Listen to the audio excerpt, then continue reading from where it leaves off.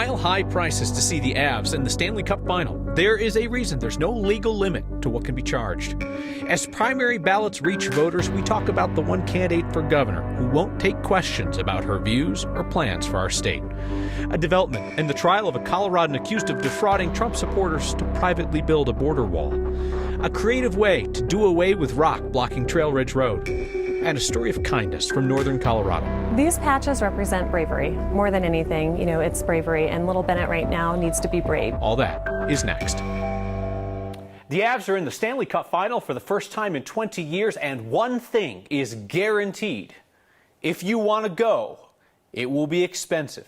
Cheapest tickets we found on the secondary market today, nosebleeds for $900. Arnold Brennan explains why sky-high ticket resale prices are totally legal.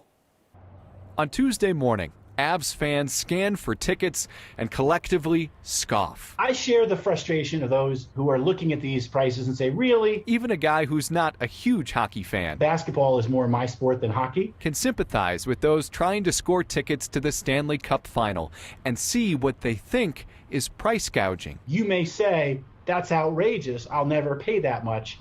But it's not against the law. Phil Weiser should know. The Democrat is Colorado's Attorney General. So price gouging is a very specific law that protects vulnerable people during times of an emergency. Colorado's 2020 price gouging law only applies during a disaster declaration. Colorado passed this law once we found ourselves in a pandemic, and we heard stories about people engaging in really unconscionable behavior, jacking up prices for hand sanitizer and the like in ways that were not justifiable and not comparable to what other responsible sellers were doing. Missing out on the Stanley Cup Final may feel like a disaster, but tickets are not like hand sanitizer. It only is applied to a set of what I'll call critical goods and services.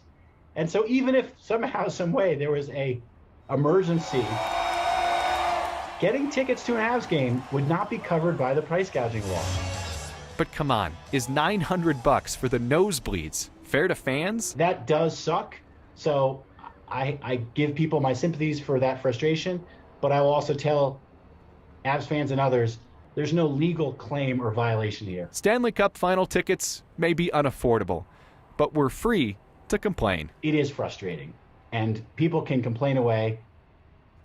Attorney General Phil Weiser says his office has not yet pursued any cases under that 2020 price gouging law. He says it's a really high standard and only applies in unique situations. Kyle, Stanley Cup Finals apparently not one of those situations. Critical goods and services. I'm sure many Avs fans would argue that's a critical good and service.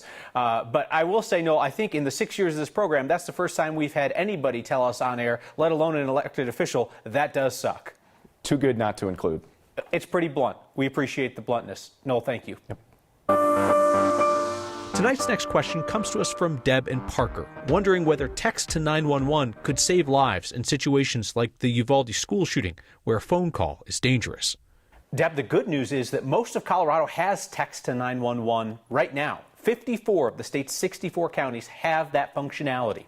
The green on the map are all of the areas where you can text to call 911. That includes all of the Denver metro area. The rural counties in red don't have it. Jackson County, Phillips, Lake, Lincoln, Crowley, Bent, Kiowa, Otero, Huerfano, and Baca counties. Gilpin County is the lone county in yellow because there are some areas within Gilpin County where you can use text to 911. Please don't text us your questions, but you can always email next@9news.com. Whatever's on your mind with the news of the day, we will find you an answer, because if you're wondering, like Deb was, about 911 and school safety, bet you somebody else is wondering the same thing. The Coloradan accused of grifting fellow Trump supporters with a plan to privately build a wall on the Mexican border has had his trial end with a hung jury. Timothy Shea was accused of ripping off thousands of donors who contributed to a campaign to privately build that wall famously promised by former President Trump. Shea was left in the breeze to stand trial alone after Trump pardoned his, shall we say, his partner in the project, former advisor Steve Bannon, as well as two other defendants who pleaded guilty. $25 million in total was raised, and prosecutors say organizers pocketed hundreds of thousands of dollars for themselves. For some idea on how that jury might have ended up unable to reach a unanimous verdict, last week, Jurors asked for one jury member to be replaced with an alternate after that juror had spouted off anti-government views and called his fellow jurors liberals. A political ad that's on our air now seems to have confused people more than anything else, if your feedback is our guide. So politics guy Marshall Zellinger busts out his truth test machine for this ad that talks about Congress and Amazon Prime's two-day delivery. With broken supply chains, this is one of those political ads that does not tell you to vote for something or someone. It's the call your senator and tell them X. This one is about an antitrust bill in Congress in D.C. that would create more competition and reduce digital monopolies. But Washington politicians have a law that could break Prime's guaranteed two-day free delivery. Perhaps, but what you just heard about Amazon Prime is not the whole story. There is a bill in Washington that could change the laws Amazon and other large online platforms must abide by. DU Assistant Political Science Professor Sarah Chatfield helps explain the gist of Senate Bill 2992. The goal is increasing competition, basically, and giving less of a competitive advantage to the huge companies versus the small guys. In a way, Amazon and companies like Google and Apple would have to level the playing field for what other businesses and customers can access on their platforms.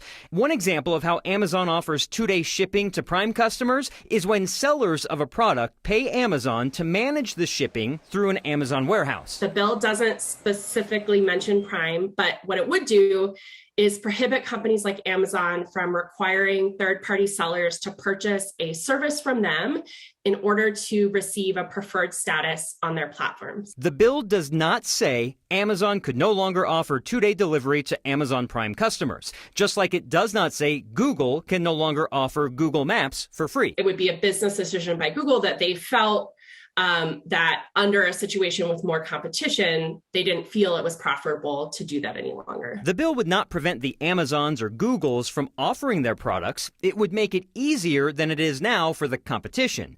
If this bill were to become law, any violation could come with a steep financial penalty. The ad is paid for by CCIA, Computer and Communications Industry Association, which lists Amazon, as well as Apple and Google and other tech companies as members. That was Marshall Zellinger reporting. For some idea on how slowly Congress works, that bill was introduced in the Senate in October. It was rewritten in March, and it hasn't budged since. It has bipartisan co-sponsors in the Senate, but neither of Colorado's Democratic senators, Michael Bennet or John Hickenlooper, are currently on board. Primary ballots begin arriving in mailboxes today. Unaffiliated voters and Republicans can choose between two candidates for governor. You got Greg Lopez and Heidi Ganahl.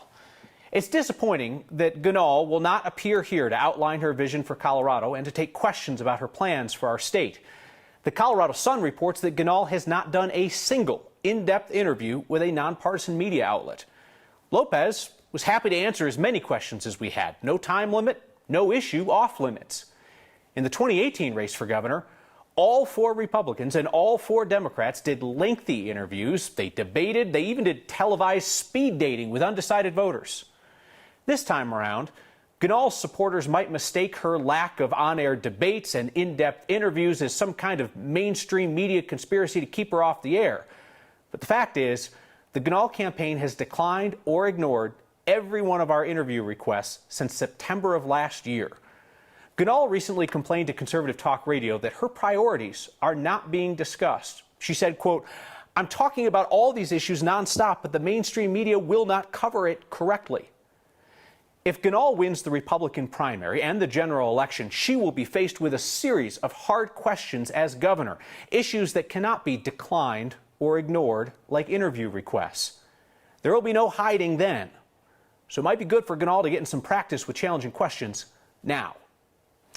Not sure that anybody watching tonight is in the market for an old VA hospital, but if you are, I wanted to let you know the property's up for sale. Starting bid will be $15 million, but the suggested bid from the U.S. General Services Administration, which owns the land, is $30 million. The building's on more than 8 acres on Claremont Street in Denver. Old hospital closed back in 2018 once the new VA finally opened, after significant delays and cost overruns of more than $1 billion. Hey, a heads up, we are going to be in a different place on Thursday night. NBC News is airing the first major hearings held by the January 6th Commission looking into the insurrection. So coverage on 9 News will start at 6 p.m. our time Thursday. This program next will shift to Channel 20 for that one night only on Thursday. Science helps remove some boulders blocking a road in Rocky Mountain National Park. Not dynamite, different kind of science. I left in 02, or Howler was left in 02, or I think so, and they haven't won the cup since. One of the last guys to ever don the Howler costume for the Avs would love to see that forgotten mascot make a comeback. That's next.